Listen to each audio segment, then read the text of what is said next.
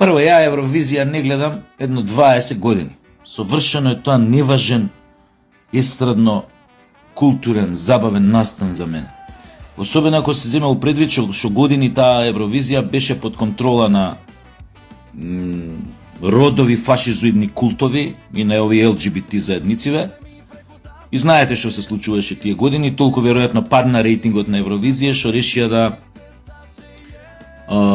решија да се тргнат од тие од таа, така да кажам, програма, од тој концепт, каде што најчести изведувачи беа, поима немам како да ги наречам,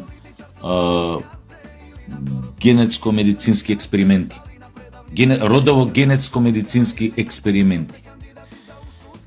Океј, тоа беше во склад со идеологијата на Европската Унија, нејзината идеологија на инклузивност, толеранција, и таа со тој концепт се ебаа мамата, наидоа на Страутен, овие негативни коментари од европската јавност, па мораа малце да сменат, па гледам еве сега годинава, не гледам, него слушам дека као веќе почнале пак изведувачи да доаѓаат, кај што е пак побитно начинот, овој пеењето, квалитетите пеачки, така натаму и така натаму. Значи на него туп. Друго сакам да кажам. Значи ја 20 години не гледам Евровизија, не ме занима, нема релевантност никаква за мене. Муабетот ми е, добро е што ние како држава некако почнавме да отсуствуваме од Евровизија ептен. Не ни треба тоа. Особено не во ситуација кога она политичка компромитираност на самата манифестација е секогаш присутна. Во поголема или во помала мера. Да кажеме, оваа година, според мене оправдано, 10 земји одбија да учествуваат на Евровизија со образложението дека не сакаат да го дишат истиот воздух со представниците на најтерористичката држава на светот Израел, кој што со години прави страотен геноцид во Газа пред очите на светот, пред очите на Обединетите нации, кои молчат и затвараат очи и не мрднаа со прст да им помогнат на палестинците во нивната Голгота таму.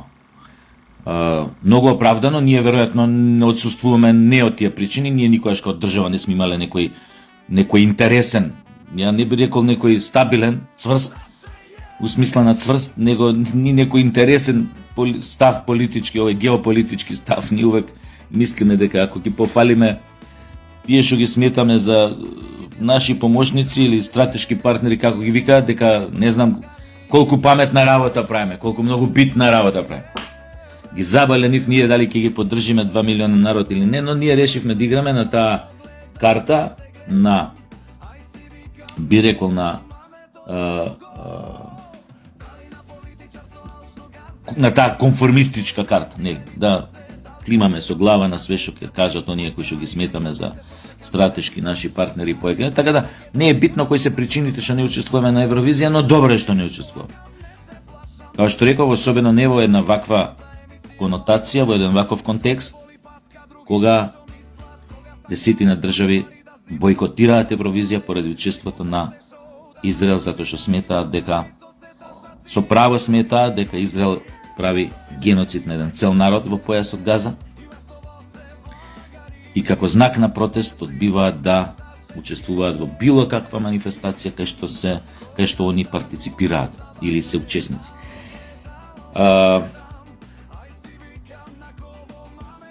So what, мислам, сега гледам нешто, па победила Бугарија, голем курако победила Бугарија на Евровизија. Мислам, знаете што е тоа? Пичку матерно. Се качиле на месечината бугарите. Победиле на Евровизија. Ви реков вчера, ви искоментирав. Баш супер што победија, цел свет виде, им ги виде физиономиите, виде каков мелос имаат, каков е тој културен код што провеува низ песната, низ тие ритмови.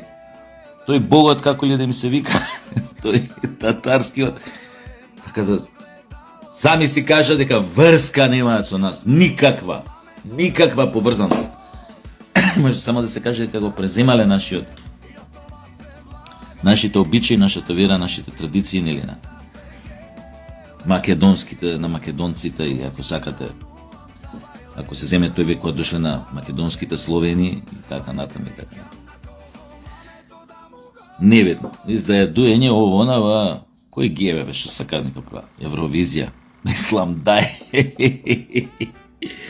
Циркус. Ако сме више кај Евровизија, ова гледам.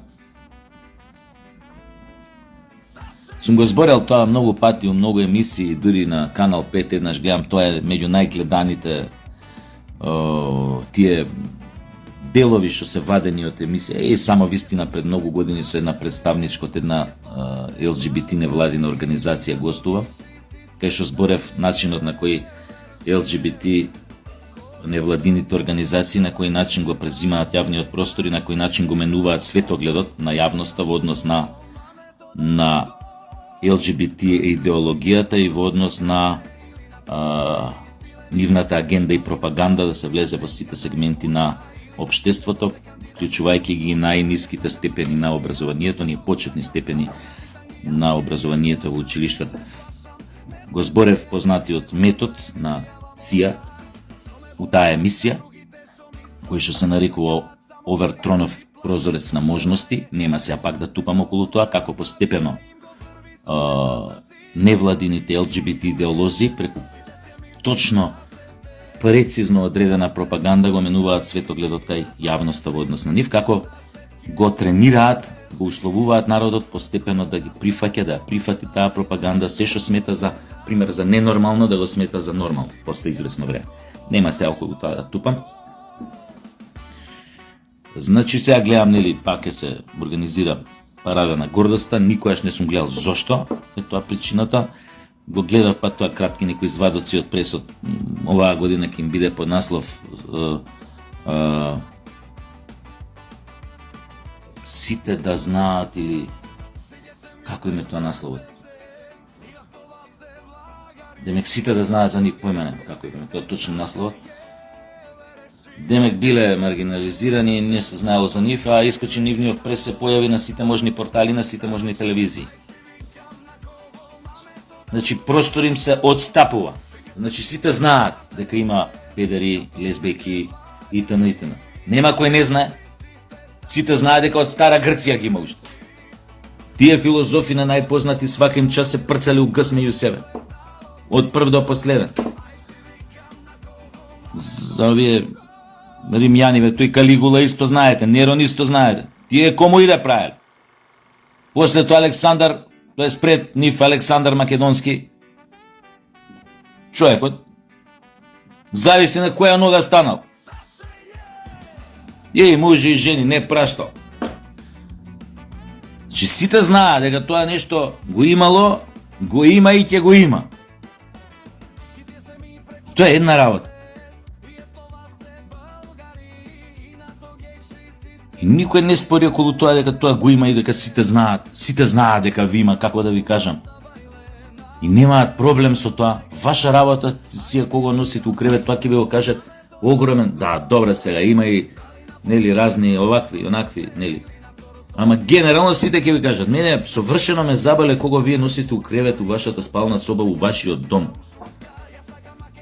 Проблемот што го имавме е друго, кога сакате да правите пропаганда кај неполнолетни, кај деца, кога делувате со пропагандни алатки да проширите вашата, нели, идеологија, вашиот светоглед за тоа што е нормално, што е ненормално.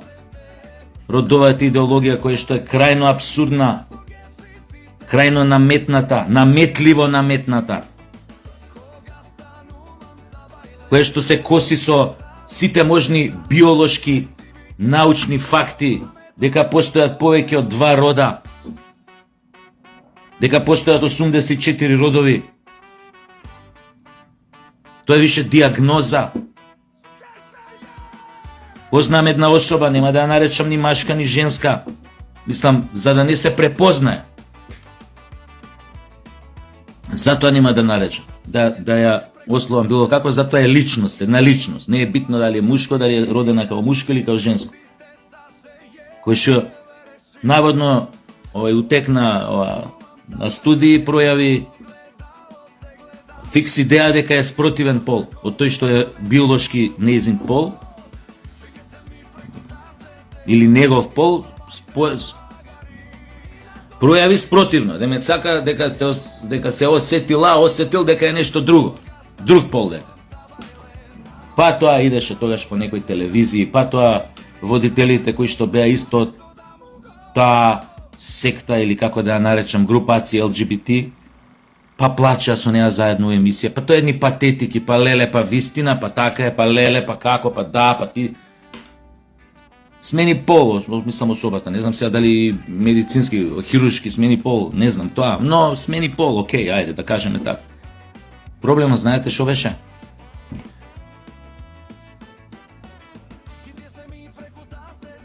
Што да ми беше мене, чедо, значи не кажам керка или син, да го видев тоа на телевизија, и тој водителот со неа шо, овака, кукумјавчеше и ја поддржуваше и емпатираше со неа, као родител ќе му влезев на студио на клоци ќе окрене, пред камери тука.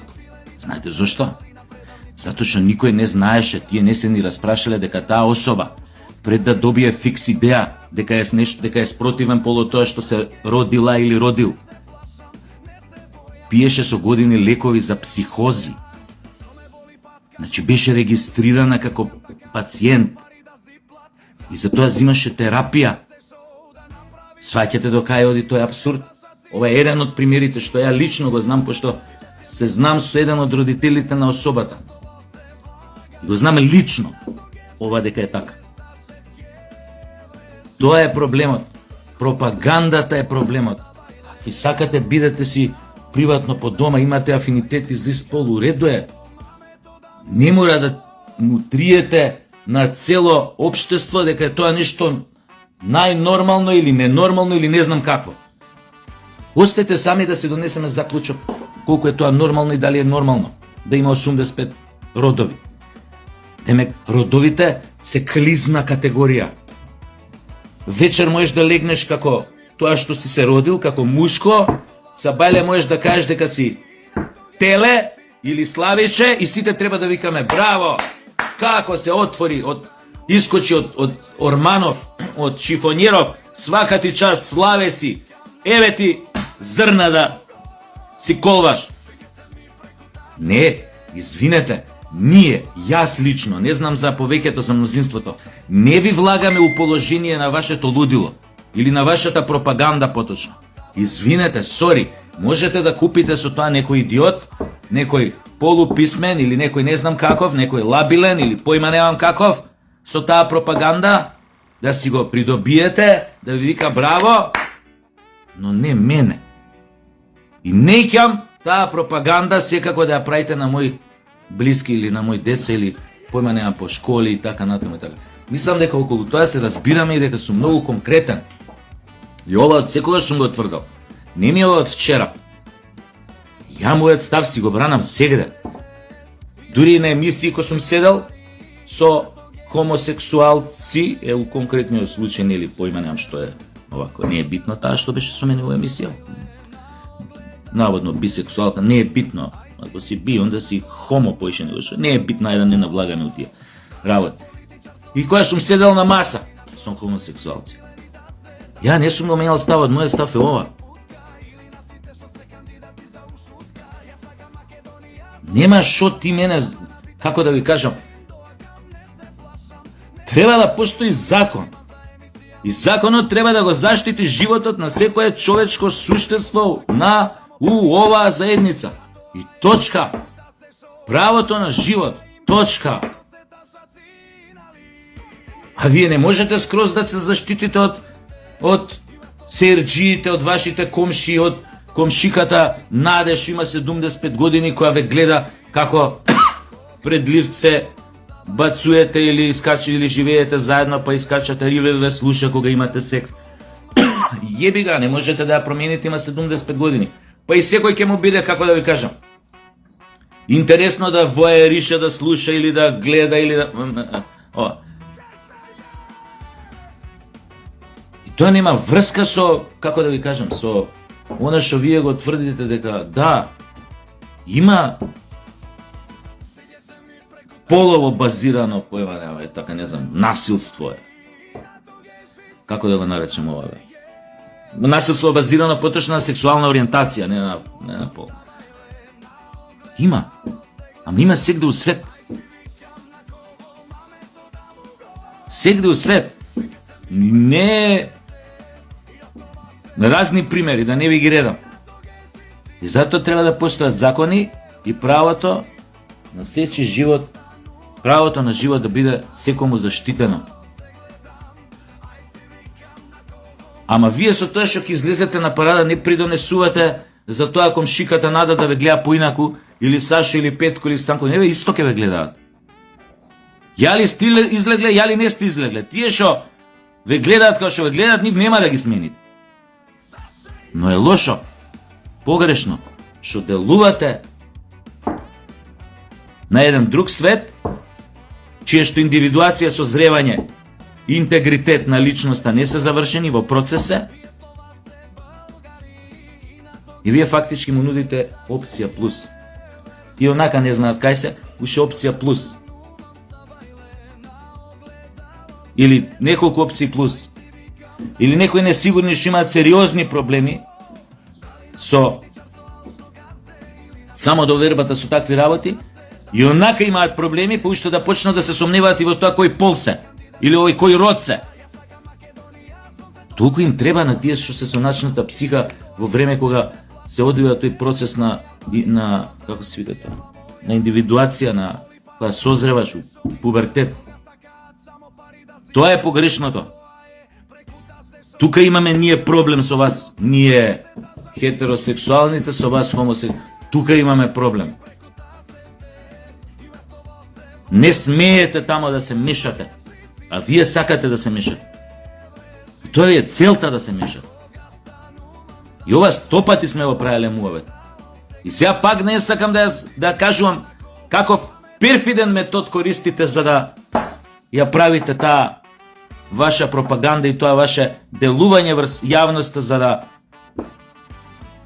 за да сменат одреден светоглед кон одредена работа. Да не зборам, веројатно повеќето од луѓето што ме гледаат ќе се згадат какво е тоа совршено обмислена формула за пропаганда, која што потекнува директно од сија. Оврек Тронов, прозорец на можности. Да не зборам се, го зборев тоа емисија пред неколку години на Само вистина, што беше. Тука ни е проблемот. Тука имаме конфликт. Океј, правите парада, зимате илјадници евра, 100.000 евра зимате. Не поедини на владини. Тогаш и со цифри ви искачав у емисија. Со цифри конкретни ви искачав. Имате бе некој од вас као невладини поголеми буџети од националните театри у Македонија.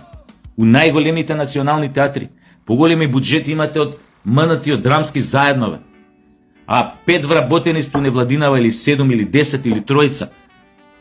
Кој тоа го плаќа? Зошто тоа толку некој го плаќа? Мора да ги оправдате парите, окей, мора и парада да направите, јеби га. Направите, али немој да глумите од улога на жртви.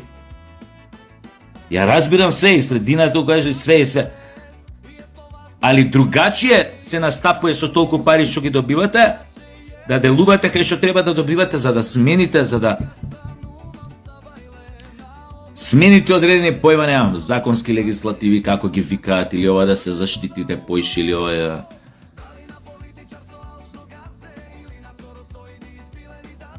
поише да бидете прифатени на некој начин, ако сакате така. Но не со брутална пропаганда, чија цел, која што има сосема друга цел, а се крие зад маската, зад кулисата на дај прифатете, не, ние сме тука меѓу вас, треба да знаете, сите знаат. Знаат, сите знаат, точно е, да, сите знаат. Ама не се среќни. Поради она перфидно делување што е, не споради вас што имате одредена сексуална ориентација. Поради перфидното делување со кое што сакате да се наметнете, да го наметнете тамо кај што нему е место.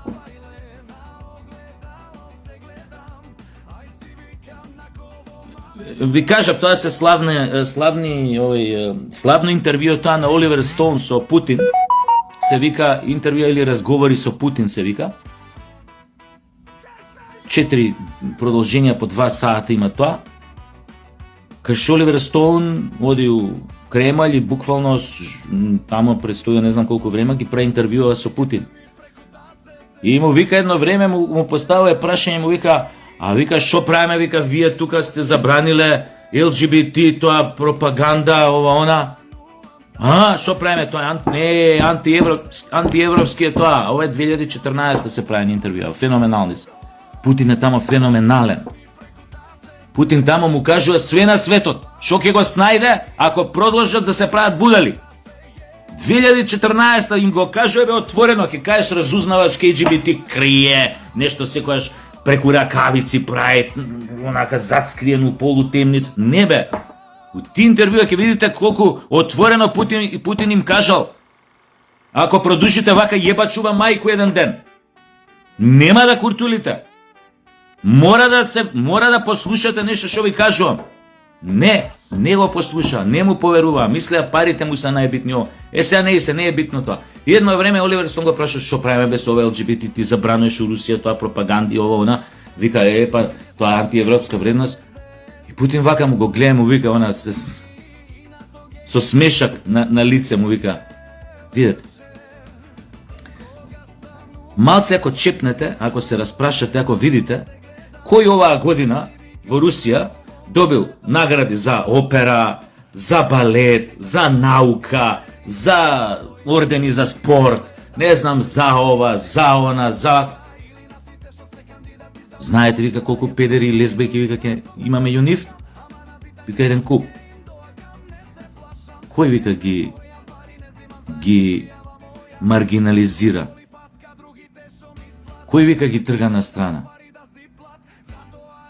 Кој ги екскомуницира? Вика еден куп ќе најдете педери и лесбијки што се добитници на највисоки државни признанија оваа година. Слободно вика проведете, ево јас да не ви кажам. Тој вика така, да, како што ви велам. Ама исто така ви велам, ЛГБТ нема што да бара во основните и средните училишта во Русија. Тука им е влезот строго забранет, затоа што се тоа деца кои што не се зрели и треба да им се остави време да стекнат пунолетство и сами да се одлучат што да бидат у животот. Ова се зборови, малце ги парафразирам, пошто не ми текно точно да ги цитирам, Путин што му и кажа на Оливер Стоун во интервјуата со Путин. Поточно здравје, кажано кратко и јасно. Што после правиме муа? Што мислите дека е парада на гордост, дека некој шо е? Бе, направите, не ви го плаштаат, ви шетајте ако сакате. Шо ќе постигнете? Ништо не постигнувате. Освен што си ги оправдувате парите или стотиците илјади евра што ви ги даваат вашите познати донатори, пошто има кои што се познати, пуно име и презиме, нормално на фирмата или на невладината остават или на фондот, а имате и такви кои што ги чувате као анонимни помагачи со пари. Сум видел тоа со мои очи. Анонимни, не се знае кој што донира.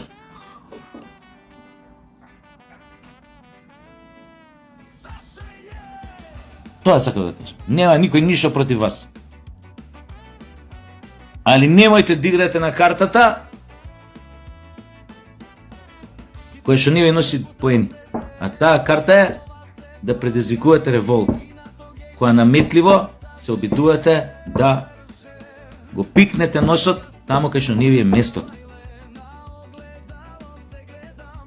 Оти секој од нас што има, пример, деца, би се побунил. И вие нема да го имате него за пријател никогаш, напротив, ќе создадете непријател од него. Ако сакате ова разберете.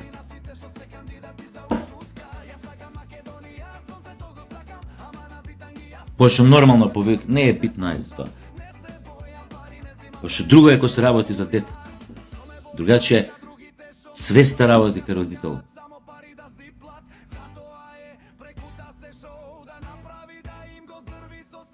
Ако е некој им рчка нели на родители тамо кај што не треба, знаете што треба да очекувате, нели? Тоа е тоа. Значи многу го отупев.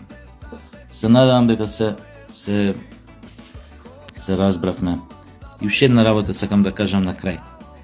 Гледам ова прослава, Вардар шампион, па Песнана, па Шкембари, па Каролина Гочева, па Курот на магарето, па... Сум го кажал ова еднаш. Шака народ сме.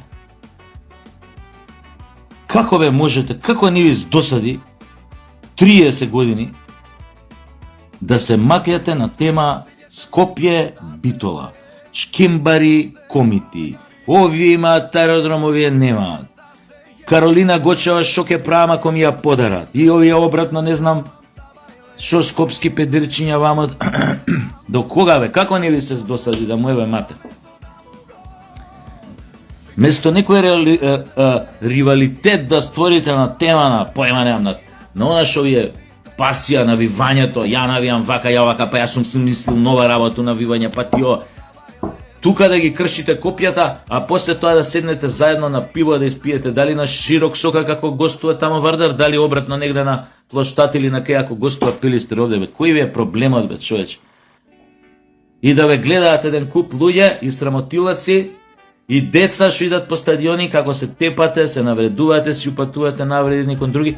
А најтрагично све, пример, што нели Шкембари и Пилистер, а председателот на Пилистер е Ванчо Мицевски.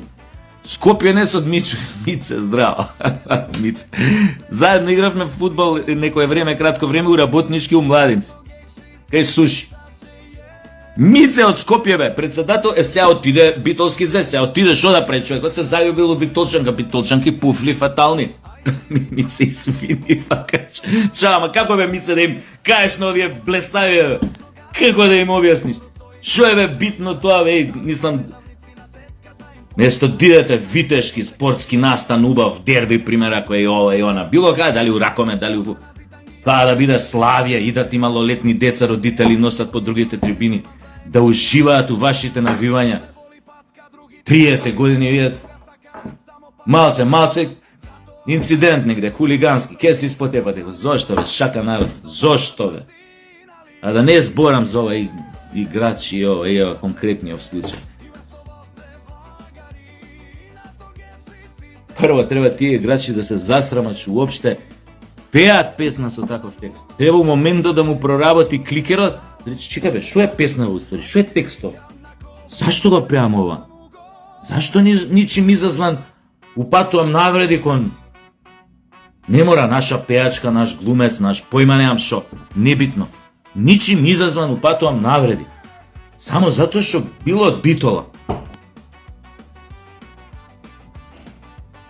Многу сме малограѓани, таа примитивност нас не доведе до овдека.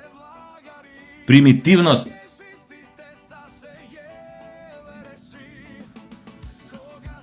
Пеат како глупави. Текстон што го зборат, како не име срам спортисти, Убаво им напише една: шампиони не се однесуваат така. Ако си више шампион на државо нешто, ти немаш право да се однесуваш така, точка. Крај. Ти си должен да покажеш лицето на шампионот пред јавноста, пред светот. Какво е лицето на шампионот? Гордо, самоуверено, прибрано, умерено, победничко, зарено. Што направите? Си се укакавте на... Али гледајќи каков ни е фудбалот и какво ни е првенството, ова е, да ви кажам, и логична работа. А не верувам дека овие други навијачки групи ќе научат лекцијата, она за што збора. За жал.